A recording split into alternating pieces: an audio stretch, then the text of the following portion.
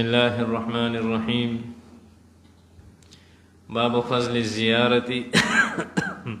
باب دې په بیان د فضیلت د یو مسلمان رور ملاقات او زیارت په باره کې د حضرت ابو هریره رضی الله عنه نه روایت امام بخاری رحمت الله علیه ذکر کوي او په دې باب کې دا یو حدیث مبارک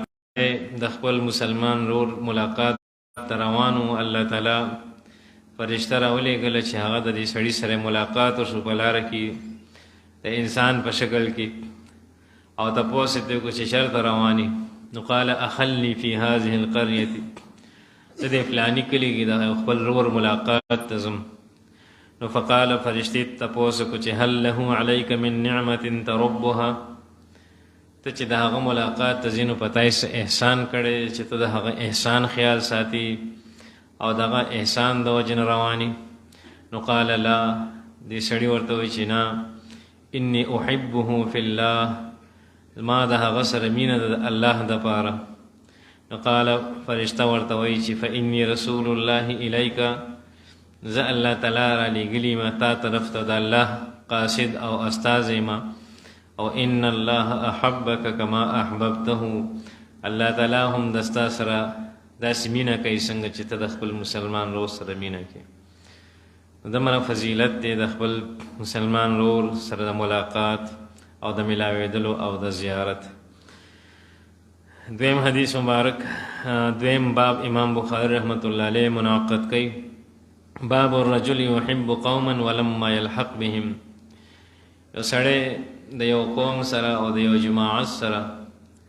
د یوې ډلې سره محبت ساتي، لیکن د هغوی هغه مرتبې ته نه دی رسېدلی. مثلا یو عام کس دی چې هغه د علماو سره محبت ساتي، د علماو مرتبې ته خو عام کس نشي رسېدی لیکن محبت ورسره ساتي. نو د دې په باره کې په دې باب کې امام بخاري صاحب دوه حدیث ذکر کړي دي. لومړنی روایت د حضرت ابو ذر رضی الله عنه نه دی. هغه فرمایي چې قلت یا رسول الله، ما عرض کو چې اے د الله رسوله صلی الله علیه و آله وسلم، الرجل يحب القوم، چې یو سړی د یو جماعت سره یو ډلې سره د یو قوم سره مینه ساتي، ولا يستطيع ان يلحق بعملهم، او دا طاقت نه لري چې په خپل عمل سره د هغې مرتبې ته او د هغه ډلې مقام ته ورسي. نو قال محبوب صلی الله علیه و آله وسلم او فرمایل، انت یا ابا ذر مع من احببت، ابو ذر ته به د هغه چا سره د چا سره چې د مینه ده. نو قلت، ابو ذر رضی الله عنه فرمایي چې ما عرض کو چې انی احب الله ورسوله، زه خو د الله او د الله رسول سره مینه ساتم، د الله او د الله د رسول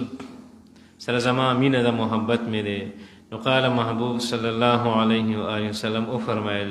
انت مع من احببت یا ابا ذر، ته به د هغه چا سره د چا سره چې د ستا مینه وي. دا مینه دومره لوی شی دی، د نیکانو خلکو سره، علماو سره،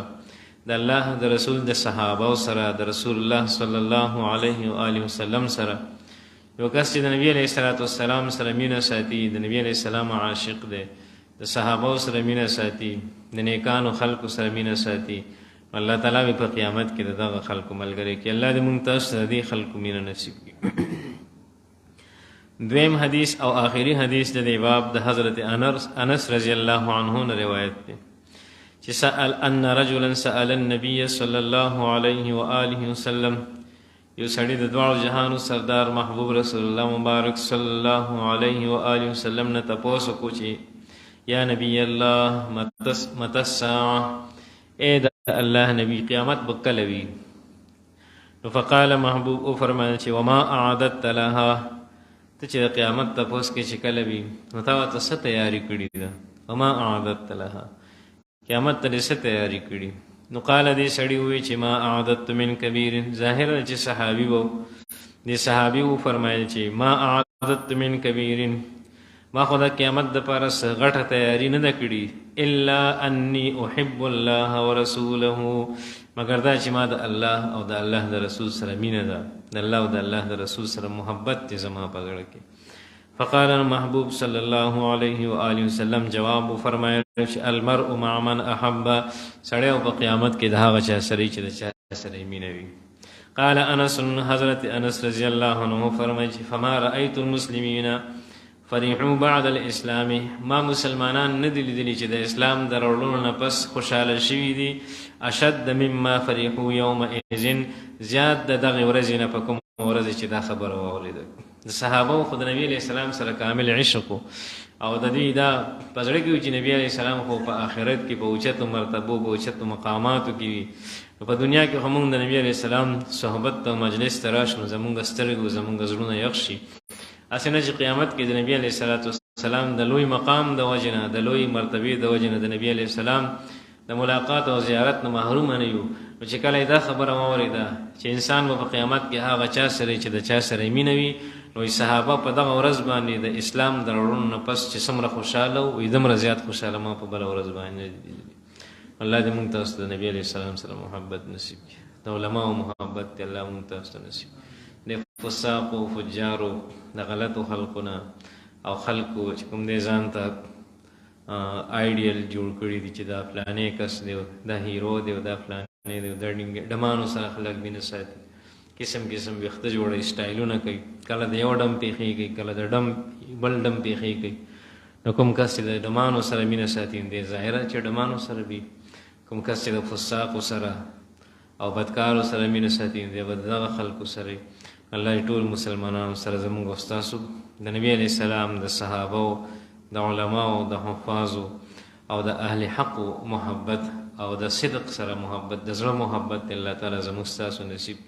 او د دې خلکو پیروي او تابعداري په نقش قدم باندې تلل الله تعالی موږ تاسو نصیب کړي. سبحان ربک رب العزة عما یصفون السلام علی المرسلین. الله تبارک وتعالى زموږ ټول ګناهونه معاف کړي، نبی علیہ السلام د ټول امتیانو ګناهونه معاف کړي، ټول پریشان حال الله تعالی پریشانی ختمي،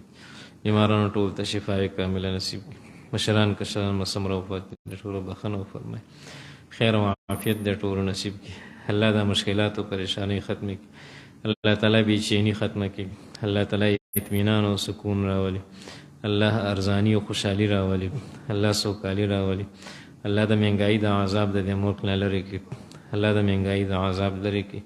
الله خپل فضل او رحم فرمای، الله د سکون زندگی د ټول نصیب کړي، الله تعالی خیر او برکت د ټول نصیب کړي، الله د خپل عذابونو نه موسات، الله د منګایو د ظالم حکمرانانو د عذاب دی، الله موږ ګناهګار یو، موږ الله تعالی کمزور یو، الله په موږ باندې رحم وکړي، الله موږ بې پردې مکړي، الله مخلوق ته محتاج مکړي، الله د خپل در نه ضرورت ټول پوره کړي، الله د دین د تمام شعبو حفاظت فرمای، مجاهدین او مبلغین او د دین د خادمینو مدد او نصرت فرمای، مدارس مساجد و مراکز و خانقاهونو الله تعالی حفاظت فرمای، ضرورت خپل خزانونه پوره، حرمین شریفین الله تعالی حفاظت فرمای، الله تعالی زموږ د زیر تعمیر مدرسې ضرورت سہولیات خپل خزانونه پوره کړي، الله سم مشران کشران موفقات دې ټول بخنه فرمای، زموږ د ټول په ایمان خاتمه نصیب. صلی الله تعالی علی خیر خلقه سیدنا مولانا محمد.